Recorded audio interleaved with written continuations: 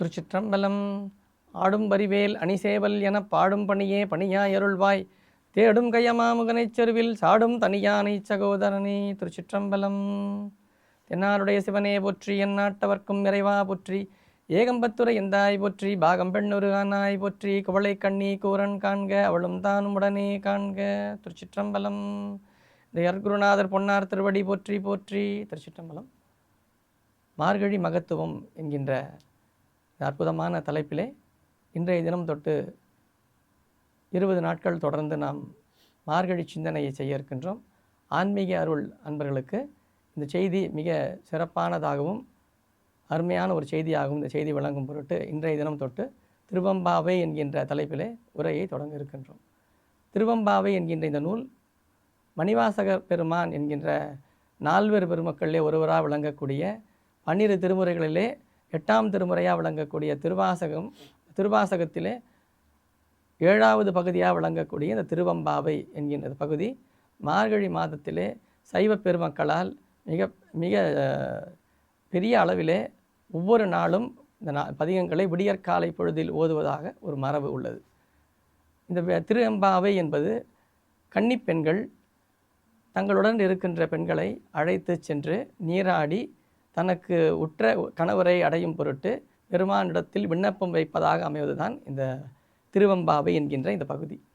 இதில் ஒவ்வொரு பாடல்களும் ஒவ்வொரு செய்திகளை உணர்த்தும் முகமாக அமைந்துள்ளது. காலையில் எழுந்திருக்க வேண்டும். இந்த மார்கழி என்கின்ற குறிப்பான ஒரு நாள் மாதத்தை ஏன் தேர்ந்தெடுக்க வேண்டும் என்றால், பொதுவாக நாம் காலையில் எழுந்து வழிபாடு செய்ய வேண்டும் என்பதை எல்லோருமே நமக்கு சமய பெருமக்கள் கற்பித்திருக்கின்றார்கள். மற்றைய காலங்களில் எழுந்திருப்பதை விட மார்கழி மாதத்தில் நாம் விடியற்காலையில் எழுந்திருப்பது என்பது கொஞ்சம் கடினமான ஒரு பகுதி.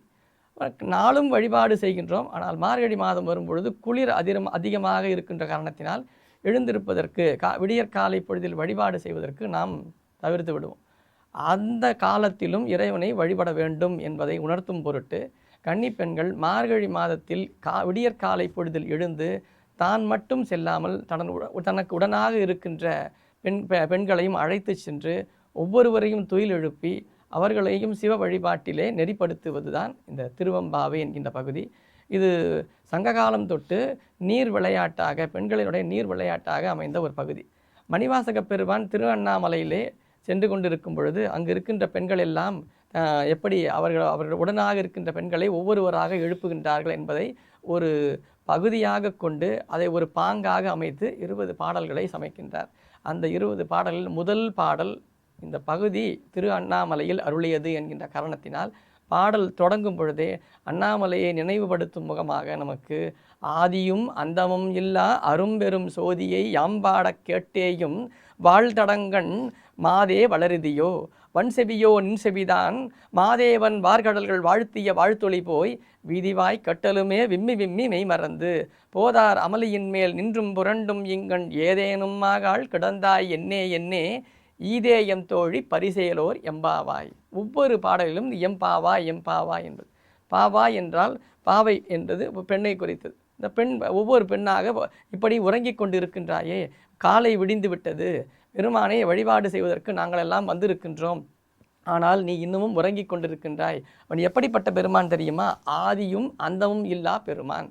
அந்த பெருமான் இறைவன் நாம் வழிபடுகின்ற பொருள் என்பது ஆதியும் இல்லாதது அந்தமும் இல்லாதது. அப்படிப்பட்ட பொருளை நாம் வழிபடுவதன் நோக்கம் நாமும் அந்தம் இல்லாத நிலையை அடைவோம் என்பதற்காக ஆதியும் அந்தம் இல்லா அரும்பெரும் சோதி. அந்த அரும்பெரும் சோதி நாம் வணங்கும் பொருட்டு திருக்கோயிலிலே உருவமாக நமக்கு எளிவந்த பிரானாக விற்றிருக்கின்றார். அந்த பிரானை வழிபடுவதற்காக நாம் காலையில் எழுந்து செல்ல வேண்டும் என்று அவளை அழைக்கின்றார். ஆனால் அவளோ யாம் பாட கேட்டேயும் வாழ்தடங்கன் மாதே வளருதியோ என்று தொடங்க. நீ இன்னமும் உறங்கிக் கொண்டிருக்கின்றாய், வன் செவியோ நின் செவிதான். நாங்கள் எல்லாம் விடியற்காலையில் வந்து விட்டோம், ஆனால் நீ மட்டும் இன்னமும் உறங்கிக் கொண்டிருக்கின்றாயே, உன் செவி என்ன வன் செவியா? மாதேவன் வார்கடல்கள் வாழ்த்திய வாழ்த்தொளி போய். அவர்களை நாங்கள் எல்லாம் சென்று அவனை வாழ்த்தி கொண்டிருக்கின்றோம், அவனை புகழ்ந்து ஏற்றி கொண்டிருக்கின்றோம். இதை கேட்டு நீ இன்னமும் எழுந்து வரவில்லை. ஆனால் வீதியிலே சென்று கொண்டிருக்கின்ற ஒரு பெண் இந்த ஒலியை காதால் கேட்ட உடனேயே மெய் மறந்து அவள் விம்மி விம்மி தன்னோட அந்த புலகாங்கிதம் அடைகின்றாள். வீதிவாய் கேட்டலுமே விம்மி விம்மி மெய் மறந்து போதார் அமளியின் மேல் நின்றும் புரண்டும் இங்கண் ஏதேனும் ஆகாள் கிடந்தாய் என்னே என்னே. இப்படி நடந்தும் கூட நீ இன்னமும் உறங்கிக் கொண்டிருக்கின்றாயே, நீ இன்னமும் துயில் எழவில்லையே என்பதை கூறும் முகமாக அமைந்ததுதான் இந்த முதல் பாடல். இந்த முதல் பாடலிலே தனக்கு தான் பெருமானை வழிபாடு செய்வதற்கு காத்து கொண்டிருக்கின்றோம், ஆதியும் அந்தம் இல்லாத பெருமானை ஏத்துகின்றோம், அவனை ஓதுகின்றோம்.